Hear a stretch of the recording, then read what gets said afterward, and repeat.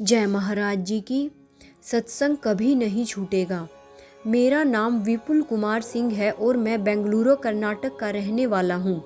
महाराज श्री की कृपा से हमें सप्ताह के हर रविवार दिव्य सत्संग प्राप्त होता है।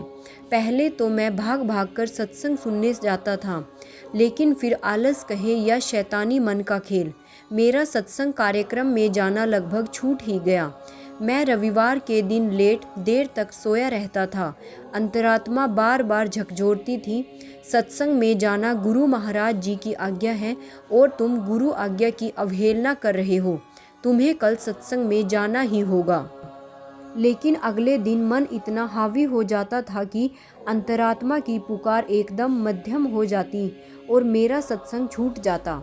फिर आई 11 फरवरी 2024। सुबह हो गई और मैं चादर ताने सोया रहा। उस समय मुझे एक दिव्य स्वप्न आया। मैं सोया हुआ हूँ और एक प्रचारक दीदी का मेरे फ़ोन पर व्हाट्सएप मैसेज आया, भैया सत्संग में आ जाइए। मैंने मैसेज को पढ़ा और इग्नोर कर दिया।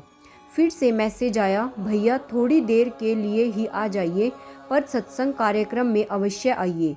इस बार भी मुझ पर नींद भारी थी। नींद में ही मैंने मैसेज को पढ़कर हटा दिया।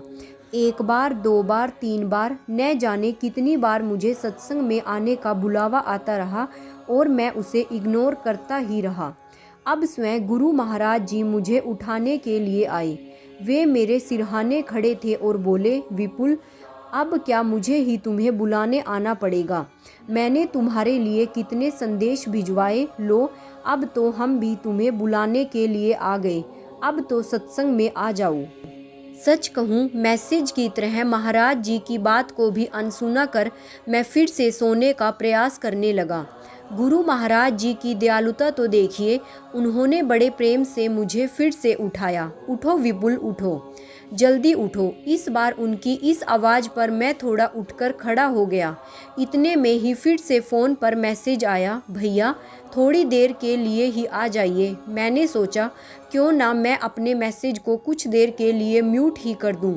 फ़ोन को म्यूट करने के लिए मैंने जैसे ही अपना हाथ आगे बढ़ाया तो सच में मेरी नींद टूट गई और मैं अपने इस दिव्य स्वप्न से बाहर आ गया। मैंने जल्दी से फ़ोन उठाया और जैसे ही व्हाट्सएप चेक किया तो वहाँ कोई मैसेज नहीं था। ओह, यह सब तो मैंने स्वप्न में देखा था। स्वयं गुरु महाराज जी मुझे उठाने के लिए आए थे। अब तक घड़ी में 8 बज चुके थे। मैं जल्दी से सत्संग के लिए तैयार हुआ और कार्यक्रम में पहुंच गया।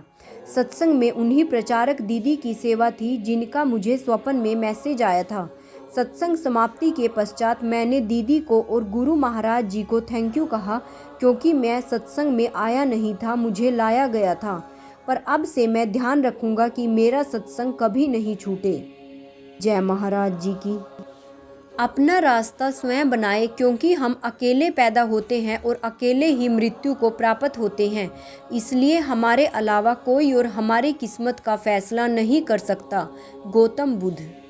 आपके पास जो कुछ भी है उसे बढ़ा चढ़ाकर मत बताइए और ना ही दूसरों से ईर्ष्या कीजिए।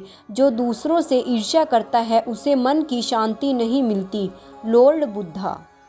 3 चीज़ें ज़्यादा देर तक नहीं छुप सकती, सूर्य, चंद्रमा और सत्य।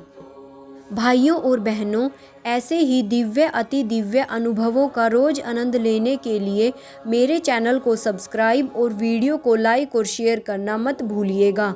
साथ में ही नोटिफिकेशन बेल को भी ऑन कर लीजिएगा, ताकि आगे आने वाली सभी वीडियोस की जानकारी आप तक समय रहते पहुंच सके।